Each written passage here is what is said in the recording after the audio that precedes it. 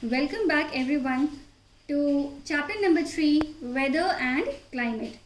Now children, before we begin, I would like to know if you remember actually whatever we had studied.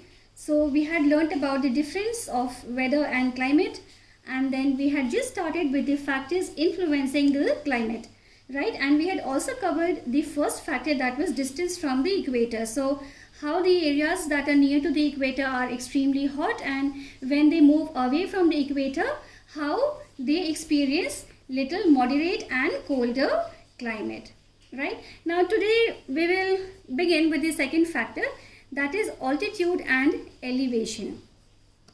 Altitude of a place greatly influences the climate. Now to understand what is altitude, or another word for it is elevation, it means a height. Okay, when we go higher and higher, how does it influence the climate? Places at higher altitude have colder climates than places at lower altitudes. So we are all in the lower altitude, and what do we experience, children? The climate is not very cold or not extremely cold, right? We experience the heat also, right? But as we move higher, okay, on the higher altitudes, for example the hills, all right, what do we feel? We find hill stations where we go to spend our summer vacations, right? Why? Because those places at the higher altitude experience colder climates. Now temperature generally decreases at 1 degree centigrade for every 100 meters in altitude. Ooty is cool even in summers because of its height, though it lies near the equator. The peaks of Himalayas are covered with snow even in summers. Now children, when we talk about Ooty, have you ever heard of Ooty? I suppose all of you know where Ooty is. It is a very famous hill station in Tamil Nadu, right? And it is also known as what? The queen of hill stations, all right? So see how the climate actually dominates Ooty. Okay, it is so cool in summers that all of us can go, even if it is near the equator. Okay, it is just because of the altitude or elevation that it is very cool. It remains cool. And look at Himalayas, they are covered with snow even in summers, that is throughout the year. Okay, round the clock it remains cold and covered with snow. Moving on to the third factor, and that is distance from the sea. The sea has a moderating influence on the region close to it.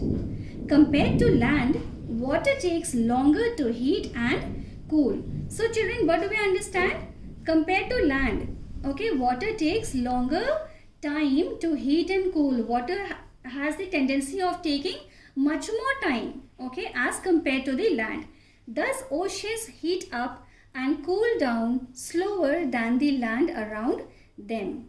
Cool sea breeze keeps the coastal areas cooler in summer and warmer in winter than places far away from the sea. So what does it mean? The coastal areas means the areas which are near the sea, near the coastline, okay, the eastern coast or the western coast. It applies to both the coastal areas. Okay, so what happens? The cool sea breeze. Now what do we understand by sea breeze? Sea breeze is the breeze or the air, okay, or the wind that we can call, okay, basically the air that moves in from the sea towards the land, that is called sea breeze. Okay, so the sea breeze keeps the coastal areas cooler in summer. Okay, it is one of the property of it, and warmer in winter than places far away from the sea. So in a way, if we see distance from the sea means what? The areas in the coastal areas actually experiences a very moderate kind of climate. Neither it is very hot nor it is very cold. But the places which are away from the sea, okay, experience the extreme climates, right? In all the seasons that we have, they experience the extreme climate. Now moving on to the, okay, we further move on to the explanation of this. Can you see those pictures on the left hand side? It says warm air. In the first picture, warm air and cool sea breeze. See how during the day when the land is warm, okay, what did we learn? Sea gets cooler much more slower than the land. That is what we can see in both the pictures actually. So during the daytime, when the sun is shining right up in the sky, the land is getting warmed up, and that too very, very quickly. So what is happening? The warm air is moving towards the sea, and in turn the sea, which is actually cool till now, hasn't become warmed up. What is happening? The cool sea breeze is moving towards the land. It is occupying the land. The warm air is so light, it is rising up and it is moving towards the sea, right? So in a way, what is happening? During the day, they're experiencing cool weather, right? And at night, what is happening again? See, the land has become cold, okay, much more faster than the water which actually turned to be warm much later than the land during the day. Now what is happening?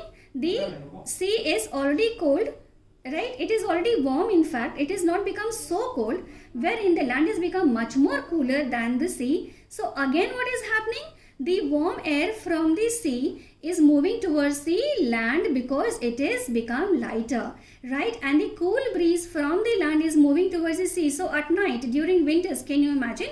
When it is extremely cold and it is chilled and the warm air is occupying the space, okay, they're exchanging their places and it is making the entire area very, very warm and very nice. So what is the explanation here? A place near the sea will have a moderate climate, while a place on the same latitude and altitude may have an extreme climate if it lies far away from the sea, right? Will not enjoy the moderate climate. In other way, when we talk about the coastal areas of India experience less contrast in temperature, while in North India, the temperature in summer and winter temperature is very high. That is why Chennai is neither very hot in summer nor very cold in winters. Now see how they're enjoying the climate, right? The moderate climate. Moving on to the fourth factor, that is direction of the wind. Now see how wind influences the climate. The sea breeze. What do we understand by sea breeze? Like I already explained you, the wind blowing from the sea to the land carries moisture and brings rain to the coastal areas. Alright. Now the land breeze. What is land breeze? The wind blowing from the land to the sea is cold and dry if it blows from a cold area. It is warm and dry if it blows from a warm area. Children, we have learned about this breeze, the sea breeze and the land breeze already in the previous factor, which was distance from the sea. So from there we have seen a bit of sea breeze and land breeze, how it occupies the space and how it affects the climate of that particular area, especially the coastal areas. Moving on to the fifth factor, that is humidity. Humidity means the amount of water vapor in the surrounding area. Alright, so when the air, okay, contains the water vapor, okay, that is called humidity. That state of the air containing water vapor is called humidity. With the increase in humidity, the chances of rainfall increase.